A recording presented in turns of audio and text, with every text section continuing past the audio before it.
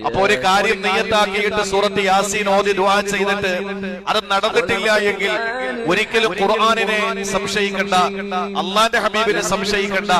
അതിന്റെ പിന്നിൽ ഒരൊറ്റ കാര്യം മാത്രമേ ഉള്ളൂ, ആ കാര്യം നടക്കാതിരിക്കലാണ് നിനക്ക് നല്ലത് എന്ന്. അത് ബിസിനസ് ആകാം, അത് വിവാഹ നിശ്ചയമാകാം, അല്ലെങ്കിൽ മറ്റേതെങ്കിലും നമ്മുടെ താല്പര്യത്തിനൊത്ത് ഏതെങ്കിലും ഒരു എക്സാം എഴുതി അതിന്റെ റിസൾട്ട് കാത്തിരിക്കുമ്പോൾ അതിന്റെ ഫലപ്രഖ്യാപനത്തിന്റെ ആ ഒരു അനുകൂലമായ ഒരു വാർത്ത കേൾക്കലാകാം. ഏതായിരുന്നാലും നിനക്ക് ആ സമയത്ത് അതിന്റെ വിപരീതമാണ് ഖൈർ എന്ന് അല്ലാഹു റബ്ബുൽ ഇസ്സത്തിന് അറിയുന്നത് കൊണ്ട് തന്നെ അല്ലാഹു തആല നിനക്കത് തന്നിട്ടില്ല. അല്ലാതെ സൂറത്ത് യാസീൻ തെറ്റായത് കൊണ്ടല്ല. നീ ഒരിക്കലും നിന്റെ പ്രവാചകൻ അവിശ്വസിക്കുകയും വേണ്ട. ഇത് നമ്മളോട് മഹത്തുക്കൾ പറഞ്ഞ കാര്യമാണ്. അതുകൊണ്ട് ഏതൊരു കാര്യം നമ്മൾ നിയത്താക്കിയിട്ട് യാസീൻ ഓതിയാലും അത് ഖൈറാണെങ്കിലേ നടക്കുള്ളൂ, അല്ലെങ്കിൽ തള്ളിപ്പോകും. നമ്മൾ അങ്ങനെ തീരുമാനിക്കുക. രണ്ടരക്കാത്ത ഇസ്തിഖാറത്തിന്റെ നിസ്കാരത്തിന്റെ ഫലമാണത്. പടച്ചവനെ, ഞാൻ ഇന്ന ഒരു ബിസിനസ് തുടങ്ങാൻ വേണ്ടി ഇറങ്ങാൻ ഒരുപാട് ലാഭകരമാണ് എന്നാണ് എനിക്ക് മനസ്സിലാക്കാൻ കഴിയുന്നത്.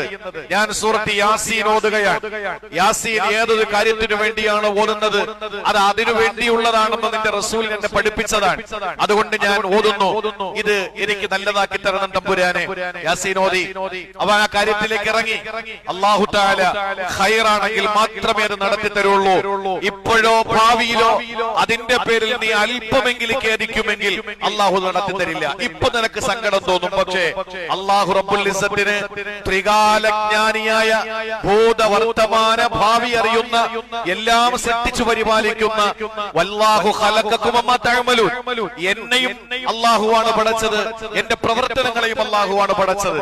ആ നിലയിൽ പടച്ച തമ്പുരാൻ എല്ലാം അറിയുന്നവനായതുകൊണ്ട് തന്നെ നിനക്കൊരു സങ്കടവും വേണ്ട. ഖൈറല്ലാത്തത് കൊണ്ട് അല്ലാഹു നിന്നെ തെറ്റിച്ചു കളഞ്ഞതാണ്. അല്ലാതെ അതിൽ യാതൊരു ആശങ്കയും യാതൊരു വ്യസനവും ഒന്നും ഉണ്ടാവേണ്ട കാര്യമില്ല.